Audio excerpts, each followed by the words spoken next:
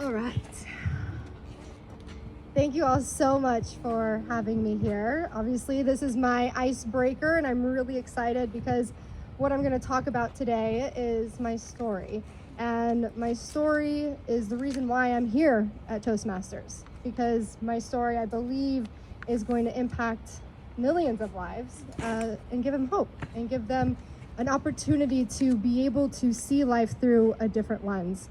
And the title of my speech today is Life is Happening for Me.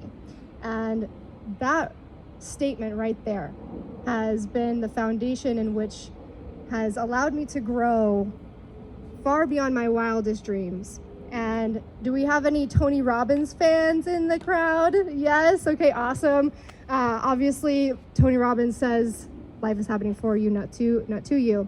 And ever since I heard that back in 2018, that became my mantra. I said, life is happening for me, not to me, and I woke up to something more within me. At that time, I was just floating through space. I had no idea who I was or what my purpose was. I knew more about other people than I did myself, which is actually why I went to Tony Robbins, was to help my mom, and then I realized, oh, I don't know who I am, okay. So let me start to figure out what and who I am.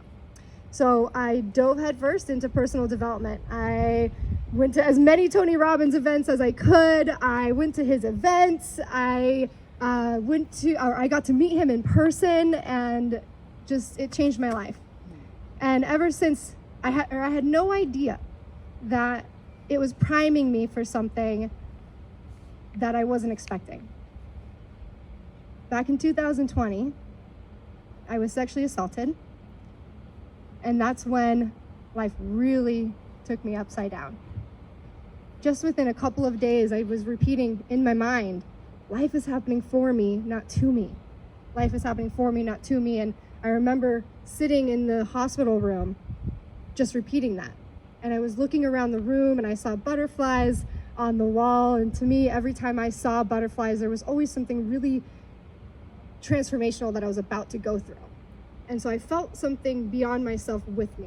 I don't know what you believe, if you believe in God, universe, source, your higher self, magic, whatever it is, there's something beyond ourselves out here. And even if it's just yourself that's still believing in something.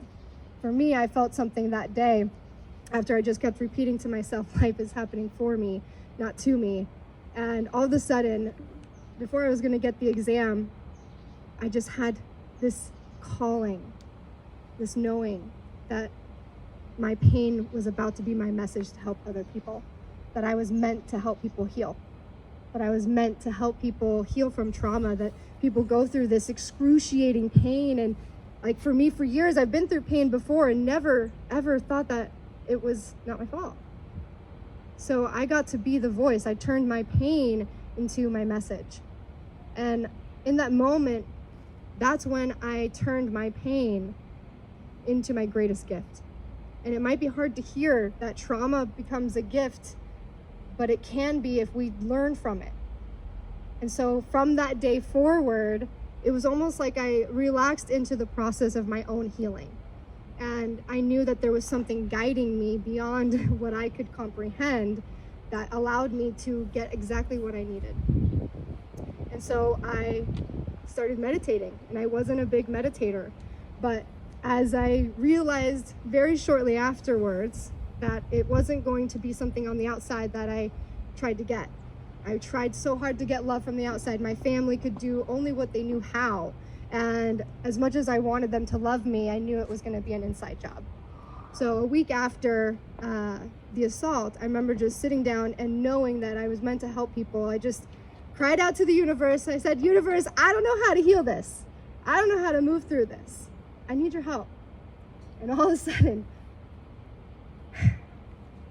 sudden, this beautiful pink light came down.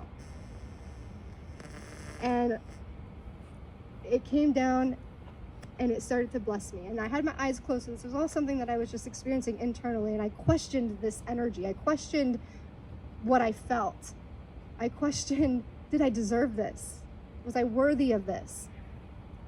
And it just confirmed and continued to bless me in ways that I can't even describe in in a language form. But that was grace.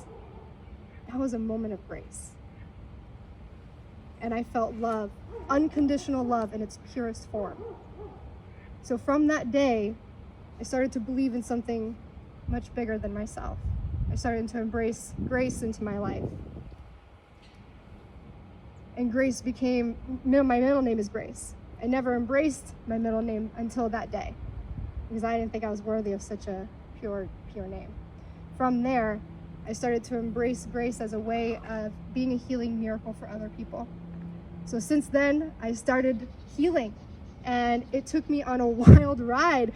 I created my dream business. I travel around the world. I was let go of the 9-to-5 culture, and I went all in on my business. I wrote a book, and I hired top healers in the world to support me. So, because I knew I would be standing here speaking to thousands and hundreds of millions of people, sharing my story one way or another.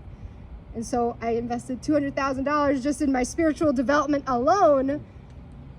And that allowed me to create a 6-figure business. It allowed me to live where I want. It allowed me to create a business of purpose. And because I get to live my dreams, I get to help other people live their dreams. And so I share my story because if it wasn't for that moment of saying life is happening for me, not to me, I wouldn't be where I am right now. And I think that statement holds so much power, because the moment we start to say life is happening for us, we take our power back. Because if we keep living in this state of life happening to us, then we fall victim of our circumstances. And we can choose to either be the victim or the victor. And I promise you, when you start to live in a state that life is happening for you, miracles happen. And just like the miracles that I experienced, and I have endless stories of miracles to share, which maybe this will be in a series, but how can you start to see life happening for you? Because it can be a gift, and we can learn from them, and we can rise above the pain and help others arise above the pain. So that's my story. Thank you all so much for listening, and I'll speak to you soon. Thank you so much.